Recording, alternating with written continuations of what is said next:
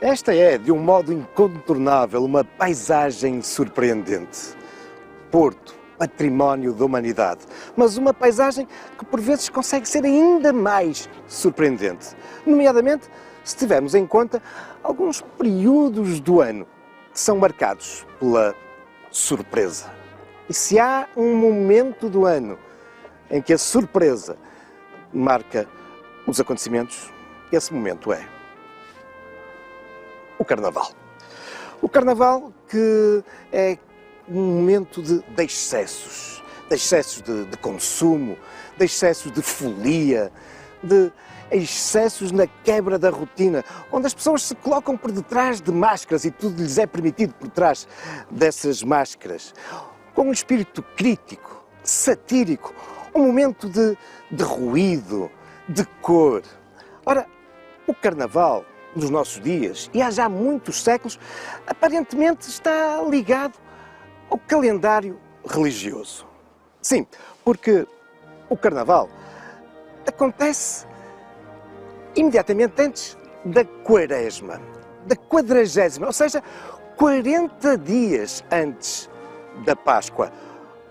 O Carnaval, ou isto é, a Quaresma, começa exatamente no Carnaval, mas concretamente no fim deste, na quarta-feira de cinzas.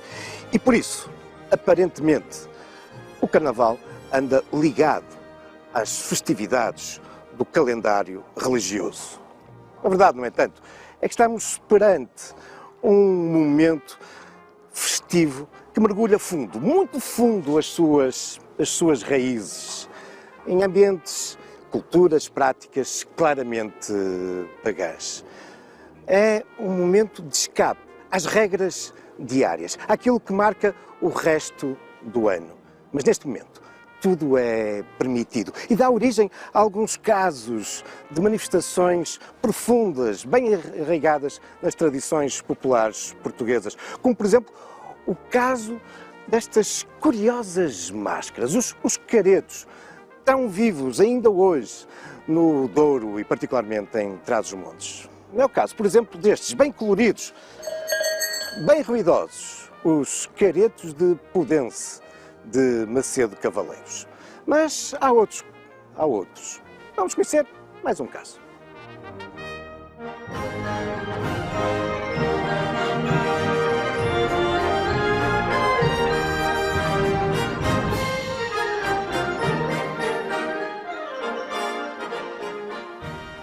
Viajamos agora até à vila de Lazarim, nas proximidades do Douro. Estamos nas fraldas da Serra de Montemuro, no concelho de Lamego.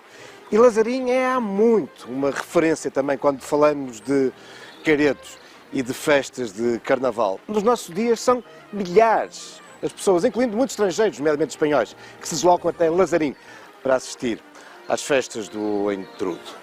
Mas, afinal, porquê estas festividades? Porquê esta fuga ao ritmo diário, esta quebra em relação ao dia-a-dia? Este como que virar o mundo ao contrário, com representações satíricas, este esconder-se por detrás de máscaras e pregar partidas. Porquê este mundo de cor e de ruído? Bom, e porquê esta ligação, afinal, com a Quaresma? A resposta é evidente. Esses longos 40 dias que antecedem a Páscoa são marcados por uma época muito regrada, um período de jejum, um período de abstinência sexual, um período de mortificações, de penitências. E por isso, os dias que são imediatamente anteriores ao início da Quaresma são um escape, a última oportunidade para a folia, para os exageros antes desse longo período de penitência. E assim se percebe o porquê destes exageros nas comidas, estes exageros no linguajar e nas referências implícitas, explícitas à sexualidade. Tem tudo a ver com este escape antes da Quaresma. Mas se a Quaresma é, obviamente, um período muito bem marcado, definido no calendário religioso cristão, e se, como dizíamos, afinal, os festejos de Carnaval são muito mais antigos, lançam as suas raízes na época pagã, afinal, o que é que está por detrás disso, antes ainda do aparecimento da Quaresma? Bom, estamos aqui, claramente, perante um período e uma festividade que nos vai anunciando a proximidade da Páscoa. Estamos agora nos últimos dias, nas últimas semanas do inverno. E por isso, esta é já uma festividade que nos vai anunciando aquilo que vai ser depois o renascer da natureza. É uma festa em que o fogo e o calor se contrapõem ao frio e à neve. Uma festa onde a cor, o som, o barulho se opõem a esse mundo mais calmo e de dificuldades do inverno. É um mundo onde se evoca aquilo que vai ser o renascer da natureza. E este renascer da natureza, que acaba depois por ser apropriado pelo calendário religioso judaico e depois cristão, com o renascer da vida, nomeadamente com a ressurreição. Mas por isso é que nós temos todo este mundo exuberante, todo este mundo que procura anunciar esse quebrar do longo inverno. Nem que para isso socorramos exatamente destas figuras algo diabólicas, algo mascaradas. E por falar em máscaras, vamos perceber como é que elas são feitas aqui em Lazarim.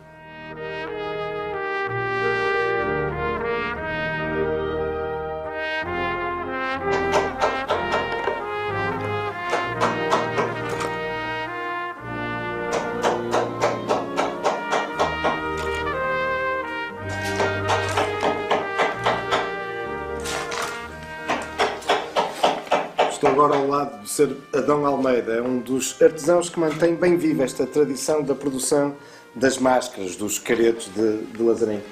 Muito obrigado, Sr. Adão. Diga uma coisa, que madeira é esta? Como é que a arranja? Esta madeira, pronto, isto é o amieiro, que os troncos caem junto ao rio. E nós, por acaso, vamos aqui ao nosso rio, vamos pegar no rio Barosa, tentamos escolher um tronco que nos dê para fazer 4 ou 5 peças, e cortamos, trajamos e aí vamos imaginar a peça como nós queremos fazer. Claro. E tem que ser de facto troncos muito grandes, porque estou a ver, isto é uma peça única, isto sim, não é aqui nada. Sim, sim, isto tem um pau, quanto maior for para nós, melhor é. É. E produz isto durante todo o ano ou há uma altura do ano não, mais não, eu geralmente tenho colegas que são capazes de trabalhar, mas eu não. Eu geralmente faço isto desde setembro até maio, junho, máximo maio. Junho já não dá porque já o tempo é um bocado quente. Porquê? Isto é uma madeira com que nós trabalhamos em verde. Isto para dar um bom acabamento, para fazer a caricatura conforme está, é trabalhada em verde. E ela, ao secar, se for seca naquela altura quente, ela vai estourar, rachar, né? E onde, se for seca nesta meia temperatura, que esta altura é uma altura própria para isto, ela é difícil rachar. É. Por isso então, calha bem, é mesmo na própria época do Carnaval também, em que se calhar é a época apropriada. Sim. Para... E imagino que nessa altura do ano, de facto, não tem mãos a mover. Não, eu por acaso, deste ano, tenho minha casa para sair para a rua, 14, 15, 16, 18 peças para virem à rua. Comecei a fazê-las em setembro, fins de setembro, até agora não tenho parado. E já faz as máscaras desde pequenino, imagino? Sim, não, pequeno não. Tinha os meus 16 anos, quando eu vi a primeira máscara. Isto foi uma realidade. Nós, os caretos, nós juntávamos 4, 5, 6 amigos, na nossa cobeada, que nós tempos antigos, nós não era mais só nosso, não era todo vistoso. Não tinha tanta gente que era. Tanta gente, era só nós. Nós, para brincar, bebemos os copos, para andarmos aí na cobeada, vestíamos, pegávamos até com peles de porco, ou a bexiga de porco, punhamos na cara, furávamos. Um dia, um colega meu, se chamava Leonela, aparece lá com uma máscara que o tio lhe emprestou. E eu vi aquilo logo, peraí, olha, quem te emprestou isto? Foi o meu tio. Deixa para aí, domingo tenho que ter uma igual. Pronto. E A começou. partir daí comecei a fazer. Então, e diga uma coisa, Cidadão, o que é que representam as máscaras? Claro, figuras de diabo, não é? Mas não Mais só. diabólicas. Por exemplo, nós apostamos mais no próprio diabo, porque era era o mais arrogante, que metia mais medo às crianças, não é? Que nós aqui era mais do carnaval. E às moças também. E às moças também. Uhum. E era também a senhorinha. Por acaso também tenho duas feitas, não tenho aqui nenhuma neste preciso momento, porque são peças que eu não posso mostrar, não é? E então nós fazíamos muito o diabo e a senhorinha.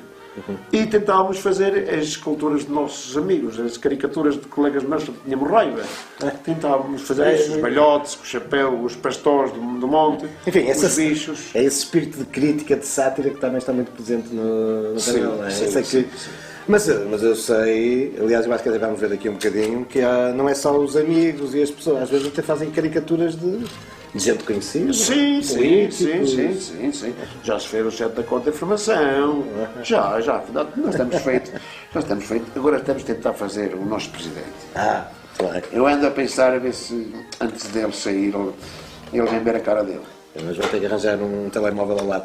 Olha, diga uma coisa, mas além dos diabos e das caricaturas, depois há aqui outras personagens que também são muito grandes. Os reis também eram os nossos habituais, porque havia sempre um rei em cada terra, não é? Então nós apostávamos nos reis, apostávamos em fazer, conforme já fizemos, já se fez um boizinho, que nós tínhamos aqui os animais, já fizemos o burro, já fizemos vários tipos. E até figuras religiosas, bispos e Sim. Tudo é criticado. Tudo. Muito bem. É de facto na base da crítica. um património fantástico este.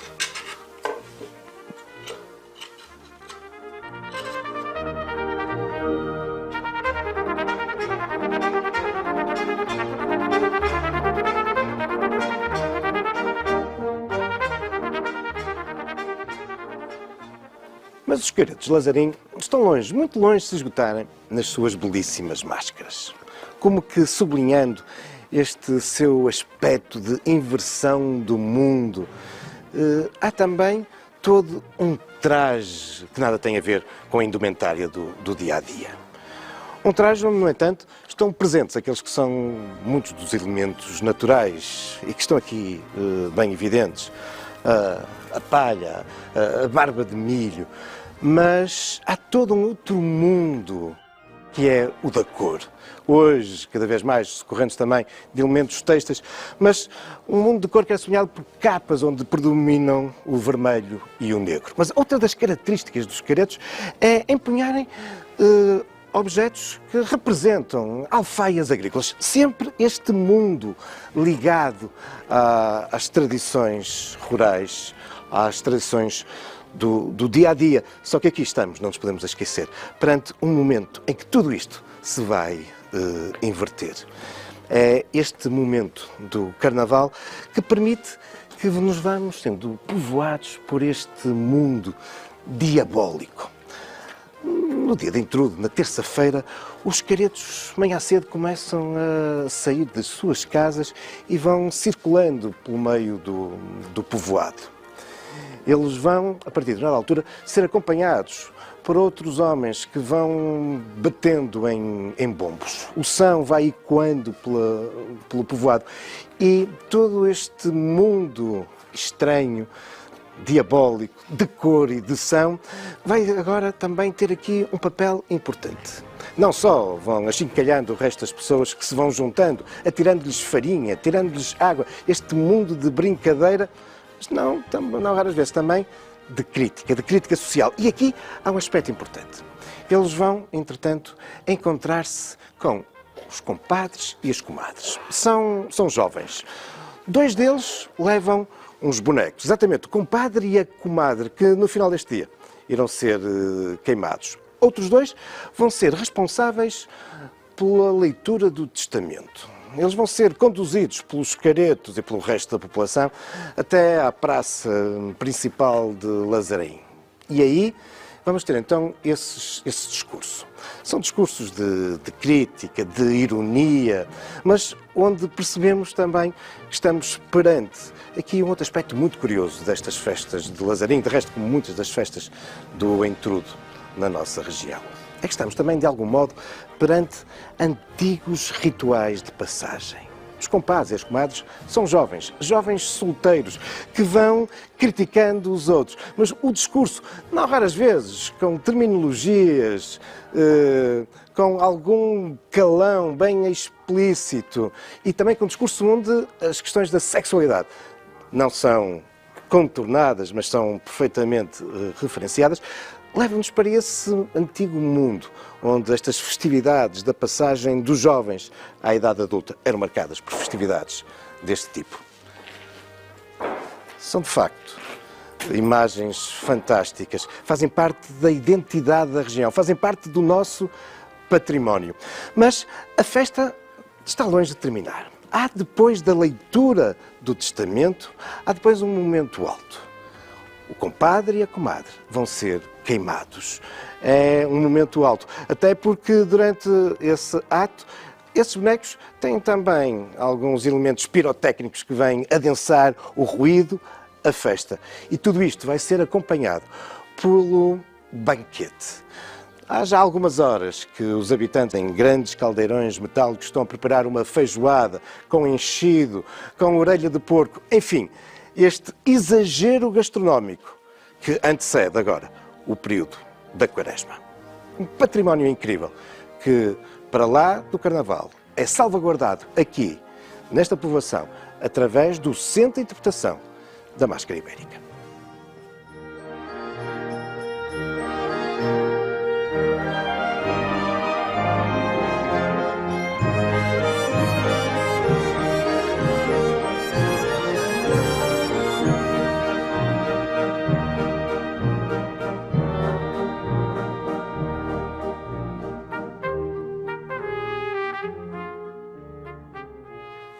Representando um importante investimento na região, o Centro Interpretativo da Máscara Ibérica foi inaugurado em 2016.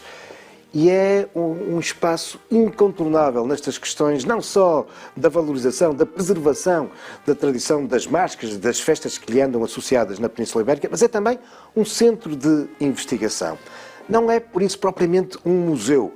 Não há aqui exposições permanentes. Têm passado várias exposições, mostras, encontros sobre determinados fenómenos, manifestações das máscaras na Península Ibérica. Mas há um espaço, no entanto, que é dedicado exclusivamente às tradições de Lazarim, nomeadamente dos seus caretos.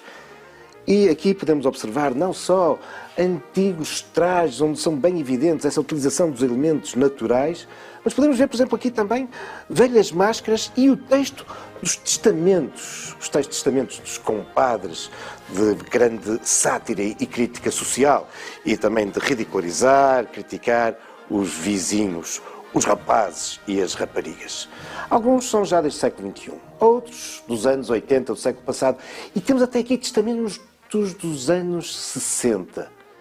E há um longo caminho durante estes 50 anos na forma de valorizar os caretos e estas tradições carnavalescas. Hoje, com este centro de interpretação, de investigação de qualidade mundial, e no entanto, nos anos 60, os caretos eram perseguidos, eram proibidos, não só porque as autoridades do regime da ditadura temiam que nas críticas houvesse também aqui críticas políticas, mas porque a própria Igreja continuava a olhar para estas manifestações como algo de pagão. Fizemos, sem dúvida, um grande trajeto na valorização dos caretos, aqui, dos Lazarim, mas também de outros, como é o caso, por exemplo, dos de Pudense.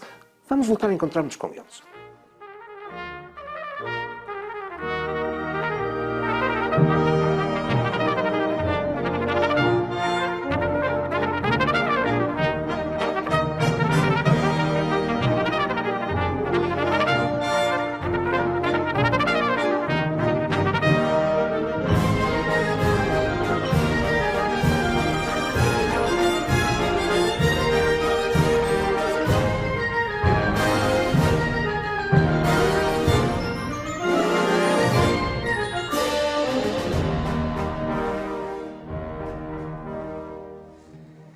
E eis-nos de regresso ao Porto, mais concretamente à Serra do Pilar, onde temos esta fabulosa e surpreendente paisagem sobre este património da humanidade.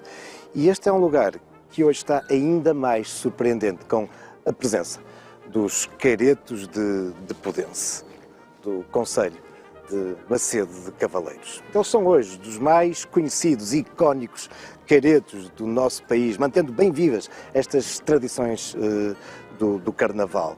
São verdadeiras estrelas mediáticas, percorrendo o país e não só. E, no entanto, os caretos de Podense, como muitos outros, estiveram quase para desaparecer na década de 70, fruto da forte imigração que então proliferava entre os jovens portugueses, nomeadamente do interior, rumo à França, rumo às Américas e à Alemanha, e também muito por causa da guerra colonial. Felizmente, a partir de meados da década de 70 e fruto de um interesse de muitos jovens em manterem vivas estas tradições etnográficas identitárias, os caretos voltaram a surgir. Depois foram reunindo o apoio de associações, dos responsáveis autárquicos e hoje estão aí com enorme força, assegurando esta presença no Carnaval português e não raras vezes sendo verdadeiros embaixadores de Portugal em muitas outras festas carnavalescas por essa Europa e pelo mundo. E muito contribuiu para o sucesso dos caretos de Podense, obviamente, a forma como se apresentam, muito exuberante, de forma muito garrida. Vejam as cores que aqui são apresentadas. A partir de colchas avermelhadas, eles depois têm aqui uma série de franjas com o amarelo, o vermelho e o verde. O verde, que claramente aqui nos evoca de novo esta fusão entre estas tradições pagãs, mas também o cristianismo, porque o verde está aqui a evocar, afinal, aquilo que o Carnaval há muito nos lembra, é que está a aproximar a primavera, o renascer da vida, ou, no calendário católico, a ressurreição. E o verde está aqui exatamente a lembrar-nos isso. Toda esta pujança, toda esta vivacidade.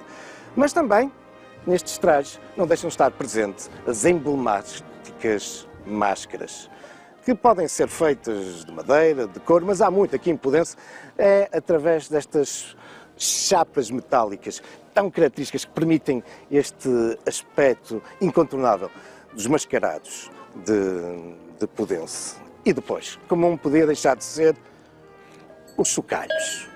Os chocalhos que eles vão agitar nas suas exibições. E aqui temos uma outra clara reminiscência dos rituais pagãos que estão por detrás destas tradições. Afinal, estamos perante, como há pouco vos falava, de ritos que marcam também a passagem dos moços a adultos. Estamos perante manifestações ligadas aos velhos cultos da fertilidade e não se esqueçam do verde, do renascer da natureza, do voltar à vida, mas são também cultos de afirmação da vitalidade dos jovens que vão agora passar para a vida adulta. São manifestações também de virilidade.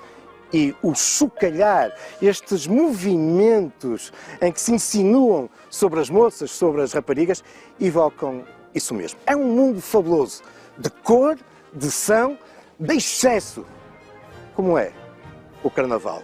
Mas há muitas outras manifestações. Mas isso são já outros factos, também algumas lendas, futuros caminhos carnavalescos da história.